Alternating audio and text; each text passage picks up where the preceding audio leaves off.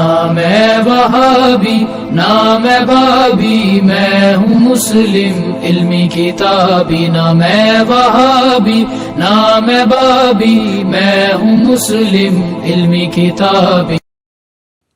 اب آ جائیں آپ نماز عیدین کے طریقے پر، تو وہ تو ہوتی 2 رکعت ہے، چاہے وہ عید الاضحیٰ ہو یا عید الفطر ہو، 2 رکعتیں ہوتی ہیں اور اس میں 12 تکبیرات ہوتی ہیں، جو ابو داؤد کے اندر حدیث موجود ہے، الموطا امام مالک کے اندر موجود ہے کہ 7 تکبیرات سورۃ الفاتحہ سے پہلے پہلی رکعت میں اور 5 تکبیرات سورۃ الفاتحہ سے پہلے دوسری رکعت میں۔ یہ طریقہ ہے، اور اگر کوئی بھول جائے تو رکوع کے بعد بھی کر سکتا ہے۔ اس میں طریقہ یہی ہے کہ اللہ اکبر کہہ کے آپ نماز شروع کریں گے۔ اگر آپ نے وضع الیدین کیا ہے تو آپ جب تکبیرات کہیں گے اللہ اکبر تو دوبارہ ہاتھ باندھیں گے۔ اگر آپ ارسال الیدین کر رہے ہیں تو اللہ اکبر یوں 7 تکبیرات کو آپ پورا کریں گے، اور اس کے بعد یعنی ثنا پڑھنے کے بعد 7 تکبیرات، پھر اعوذ باللہ بسم اللہ پڑھ کے امام نے سورۃ الفاتحہ پڑھنی ہے، آپ نے سننی ہے، اور دوسری رکعت میں امام جب سورۃ الفاتحہ شروع کرنے لگے گا اس سے پہلے وہ تکبیرات کہتا ہے۔ اگر کوئی پہلے میں بھول گیا ہوا ہے تو دوسرے میں 12 پوری کر لے، یعنی یہ زائد تکبیرات ہی ہیں، سنت افضل عمل ہے۔ تو عید کی نماز کے اندر یہ ایک مین چیز ہے، اور عید کی نماز جمعے کی طرح دن کی نماز ہونے کے باوجود جہری نماز ہے۔ ویسے دن کی جتنی نمازیں ہیں وہ سرن ہیں، چاہے زور ایسا ہے، جمعے کی بلند آواز سے ہوتی ہے، اور عید کی بھی اگرچہ دن کی نماز ہے لیکن وہ جہرن پڑھی جاتی ہے۔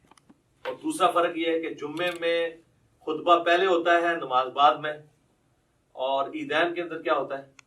نماز پہلے خطبہ بعد۔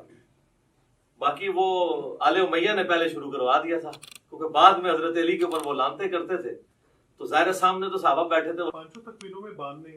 یار میں نے بتایا کہ اگر ارسال الیدین کر رہے ہیں تو ارسال الیدین کریں گے، اگر وضع الیدین کرنا ہے وضع الیدین، چھوڑنا نہیں ہے۔ حنفی چھوڑتے ہیں، مجھے پتا ہے، ہاں وہ میں نے کلیئر کر دیا کیا کرنا ہے، اسی لیے کہا ہے اس کو مزید کلیئر کرتے ہیں۔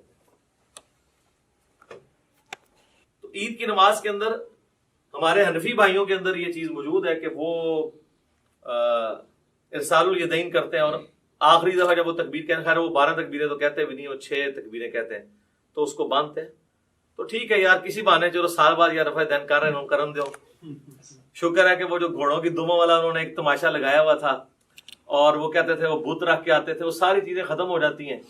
رفع الیدین نماز کا سکون برباد کرتا ہے، تو جے سال بعد وہ سکون والی نماز دی بے سکونی کرنے لگے نا، یعنی سنت کے مطابق عمل کرنے ہی لگے، تو کرنے دیں یار، باندھنا کرا دیو کہ رفع الیدین ہونا تھا۔ عید قائم ہے تو ان کی ڈاکٹرین ختم ہے، وہ کہتے ہیں نماز کے سکون کو برباد کرتا ہے تو پھر ہر رفع الیدین کرے گا۔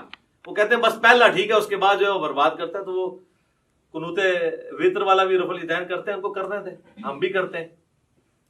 تو میں بتا رہا تھا کہ عید کی نماز کا جو پہلا خطبہ ہے انہوں نے شروع اس لیے کرایا کہ بعد میں تو یہ بھیجتے تھے لانتے، تو لوگ بھیجتے تھے ان کے اوپر لانتے، ٹھیک ہے۔ اور میں نے یہ بخاری مسلم سے ثابت کی ہے، یہ کیا سلسلہ شروع ہوا۔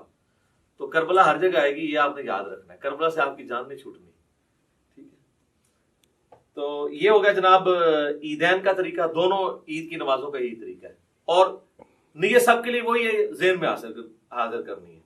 لوگ عید والے دن نیت یاد کرا رہے ہوتے ہیں کہ جناب یاد کر لو، ہے کرنی ہے۔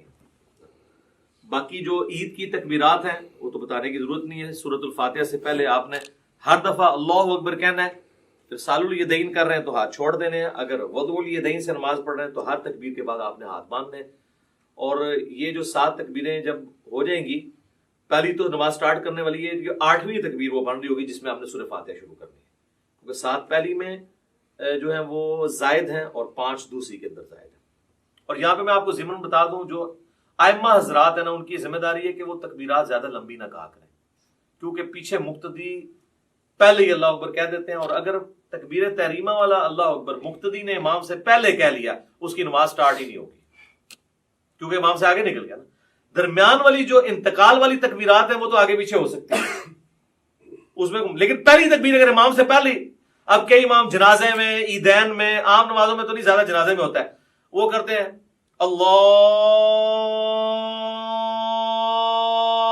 اللہ اکبر، اب نیچے جو بیچارہ شروع کرتا ہے، عیدین میں بھی دیکھا ہے، لوگ شروع کرتے ہیں تو وہ اکبر ختم نہیں ہوتا، وہ پہلے ہاتھ باندھ دیتے ہیں یا ہاتھ چھوڑ دیتے ہیں. تو میں تو انتظار کرتا ہوں جب وہ اکبر کے رواں پہ پہنچتا ہے نا نماز عید میں یا نماز جنازہ میں، تو پھر میں اللہ اکبر سے پڑھوں.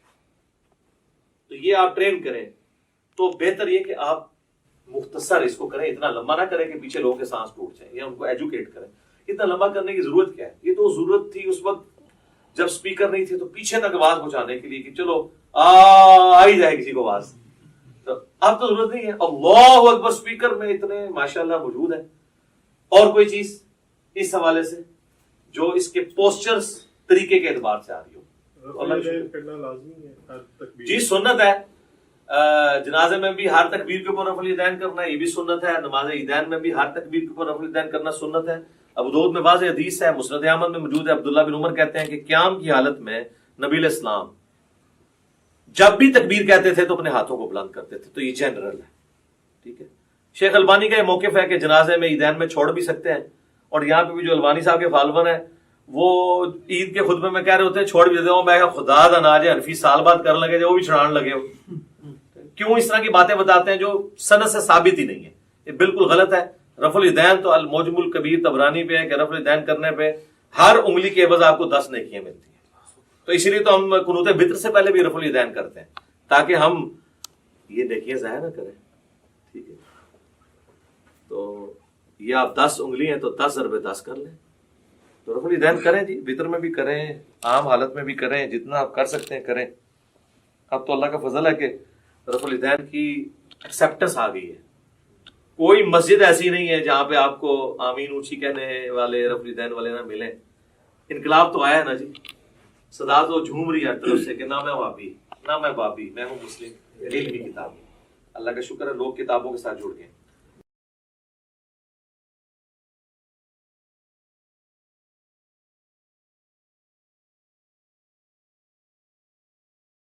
نہ میں وہابی نہ میں بابی، میں ہوں مسلم علمی کتابی. نہ میں وہابی نہ میں بابی، میں ہوں مسلم علمی کتابی.